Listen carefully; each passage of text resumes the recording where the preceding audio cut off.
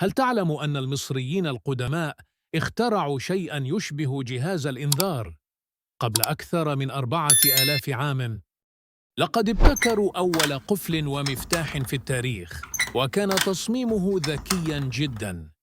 فإذا حاول أحدهم فتحه دون معرفة الطريقة الصحيحة، يعلق القفل ويصدر صوتاً ينذر أصحاب المكان.